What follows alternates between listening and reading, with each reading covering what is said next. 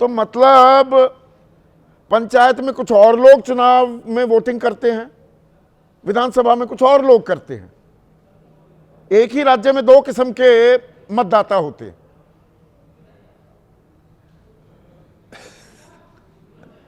Sandeep, voter तो एक ही होता है भाई।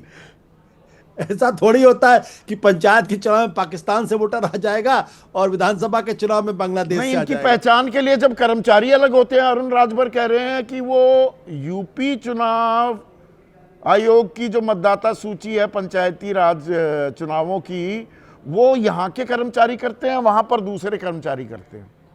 नहीं, मुझे लगता, देखिए वो उनको आप छोड़ दीजिए, क्योंकि उनको तो नहीं, कैसे छोड़ सरकार दूं? के साथ है तो उन्हें ना डिफेंड ना करना ना ही है। ना, यही देखिए, कैसे छोड़ दूं आशुतोष? जब वकालत करने के लिए राजनीतिक दल चुनाव आयोग के लिए ढाल बन जाते हैं, सुरक्षा कवच बन जाते हैं, तो पोल खोल तो होगी ना। बिल्कुल पोल खोल होगी। और मैं देख रहा था आपके सवालों का जवाब उनके पास है नहीं, और इसलिए वो कुछ ऐसे तर्क गढ़ रहे हैं जिसका कोई अर्थ नहीं है।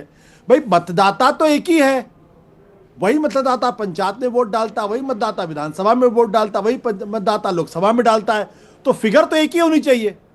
अब चाहे मान लीजिए 100 मतदाता है, तो वही 100 मतदाता पंचायत में भी डालेंगे, वही विधानसभा में अरे डालेंगे। भाई, ये चलन है। जैसे महाराष्ट्र अलग से अपने चुनाव आयोग से, राज्य चुनाव आयोग से मतदाता सूची नहीं तैयार करवाता पंचायती चुनाव के लिए। वो कहता है जो केंद्रीय चुनाव आयोग ने मतदाता सूची बनाई है, वही लोग पंचायती चुनाव में भी डालेंगे वोट।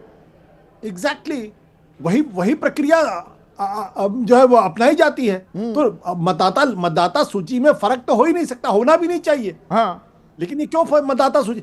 दूसरी बात देखिए संदीप, एक चीज जो आपने अभी उठाई मसले को, कि ये एसआईआर किया क्यों जा रहा था। प्रधानमंत्री जी ने 20 दिसंबर 2025 को असम के में भाषण देते समय कहा कि एसआईआर इस बात को इंश्योर करेगी कि घुसपैठिए न मतदाता सूची में हो। तो घुसपैठिए का इतना सवाल खड़ा किया। भाई उत्तर प्रदेश के अंदर जो एसआईआर हुआ उसमें कितने घुसपैठिए थे, इसकी एक लिस्ट होनी चाहिए ना तो आपको बिहार में वो लिस्ट मिली। यही हमारे दर्शक है राजेश दिल्ली वासी, वो कह रहे हैं कि कम से कम एसआईआर की प्रक्रिया में पारदर्शिता होनी चाहिए ना। हर चीज में कलाकारी, जादूगिरी क्यों होगा? अनमैप्ड वोटर्स कितने हैं, कितने जिले हैं? भाई समाजवादी पार्टी आरोप लगाती है आशुतोष 18 जिलों में मैपिंग ही नहीं हुई, तो बताइए ना कितने अनमैप्ड हैं। आंकड़ा नहीं बताएंगे एग्जैक्ट, कितने लोग घर पर नहीं मिले, उसको जोड़ दिया जो अपना पता बदल चुके हैं, उसमें भी खेल किया जा रहा है। संदीप, इसमें एक चीज और ध्यान रखना चाहिए कि ऐसा नहीं होता कि जो बीएलओ है एक बार आपके घर के चला गया और उसके बाद नोटिस चिपका के चला आया, कब दोबारा नहीं जाएगा। नहीं, 3 बार जाना पड़ता है। हाँ, 3 बार जाना होता है वहां पर। हाँ, इंश्योर करना। तो भाई आप जो घर का मालिक है या कोई जो आदमी काम पे जाएगा, नौकरी पे जाएगा, बिजनेस पे जाएगा, दिहाड़ी मजदूर वहां जाएगा, आप एक बार जाके और आपने कह दिया वो अनुपस्थित है और उसके आधार पर अगर आपने लिस्ट बना ली तो ये तो बड़ी फर्जी लिस्ट हो गई। आपको ये बीएलओ का काम है कि इंश्योर करे, ऐसे वक्त पे जाके देखे, ताकि अगर एक बार न मिले दूसरी बार, कम से कम तीसरी बार तो मिल जाए वो। अगर तीसरी बार भी नहीं मिलता है तब ये जस्टिफाइड है कि चलिए आपने लिस्ट में नाम डाल दिया कि नहीं मिले वो। लेकिन मुझे नहीं लगता कि तमाम बीएलओ 3 बार लोगों के घरों पर गए। ये पूरी की पूरी प्रक्रिया मैपिंग क्यों नहीं हुई, इसकी जवाबदेही किसकी है, इसकी जिम्मेदारी किसकी है? जी इसकी जवाबदेही सिर्फ और सिर्फ ज्ञानेश कुमार जी की है, इसके अलावा किसी की कोई जवाबदेही नहीं है। और buck should stop at his table. पर वहां इसीलिए मैंने कहा कि जब वो तो जवाब देने के लिए आते नहीं, राजनीतिक दल वकालत करेंगे तो फिर पोल खोल भी होगी। पर इसमें एक और गंभीर बात है, उत्तर प्रदेश के बाद 15% वो तमिलनाडु में भी कटे हैं। और क्या ये संयोग है कि वहां पर विपक्षी खेमे की सरकार है? अदरवाइज अगर आप देखेंगे, गुजरात में 14.5%, पश्चिम बंगाल में 7.6%, मध्य प्रदेश में 7.4%, राजस्थान में 7.7%। इसमें मैं पश्चिम बंगाल को पकड़ना चाहूंगा। भाई वहां था कि गड़बड़ झाला होगा, वहां तो 7% ही कटे हैं। उत्तर प्रदेश में 18.7% कटना। विपक्ष के बहुत से आरोप इस बात को लेकर कुंद भी होते हैं क्या?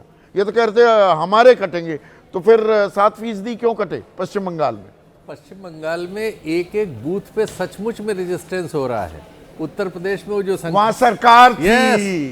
यहाँ ये जो संख्या काका पर बता रहे तमिलनाडु हैं, में भी तो सरकार थी, स्टालिन सोते रह तमिलनाडु गए में क्या? थी, निश्चित तौर पर तमिलनाडु में वो नहीं कर पाए इसका मुकाबला जैसा बंगाल कर रहा है। हाँ ये तो बिल्कुल सा। तो तीसरे, इस सब में घुसपैठिए का जिक्र ही नहीं आ रहा है। हाँ। जिसके नाम पे ये पूरी एक्सरसाइज की गई उसका कोई जिक्र नहीं है।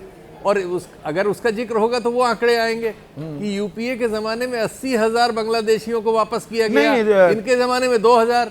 शीतल, एक और बात क्या दर्शकों को समझाने की जरूरत है। ऐसा किया जा रहा है कि मानो ये SIR 22 साल बाद हुआ है। हर साल इंटेंसिव रिवीजन होती है, एस नहीं लगता है। बिल्कुल। हर साल मतदाता सूची में एडिशन डिलीशंस होती हैं, उसे अपडेट किया जाता है जी, लेकिन इस बार पॉलिटिक्स इसमें हासिल क्या हुआ, इसका उद्देश्य क्या था, आज तक ज्ञानेश कुमार ने इस बारे में ज्ञान नहीं दिया। देखिए, इसका उद्देश्य जो मुझे शंका है वो बंगाल जीतने का था। बंगाल को करने के लिए बिहार से इसको शुरू किया गया, और बंगाल में तो वो हमें नहीं लग रहा कि उस तरह से जीत बन पाएगी, लेकिन हो सकता है इसकी वजह से उत्तर प्रदेश वगैरह में कोई ऐसी चीजें हो जाएं जो हमारी कल्पना से परे, ऐसी चीजें हो जाएं जो कल्पना से परे हैं। लोकसभा में आपने उत्तर प्रदेश का नतीजा देखा था, और 27 में विधानसभा का नतीजा, जो अखिलेश जी के बयानों में 2 बार जो परिवर्तन आप देख रहे हैं, उसमें बीजेपी की इंटरनल डायनामिक्स, उनकी अंदरूनी राजनीति, खींचातान 2029 के बाद का माहौल, सब कुछ वो भी अटका हुआ है। वो अटका है, लेकिन इसके जरिए वो सबसे निपट जाएंगे, सबसे निपट जाएंगे सबसे। और इसीलिए यकायक अब अखिलेश यादव को समझ आ रहा है कि अरे मैं तो सोच रहा था शहरों में ही कट रहे हैं, ये तो गांवों में बहुत ज्यादा वोट कट गए। वो जब तलाश करेंगे सचमुच, अभी वो गिनती बता रहे हैं कि हमारे इतने BLA काम कर रहे हैं, लेकिन जब वो तलाश करेंगे तो उनको असलियत पता चलेगी। तब असलियत पता चलेगी। क्या is there a sting in the tell?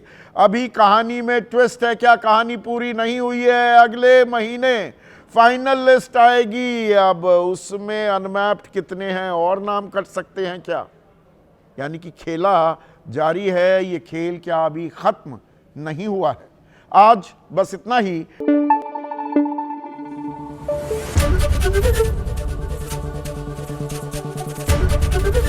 ABP news आपको रखे आगे।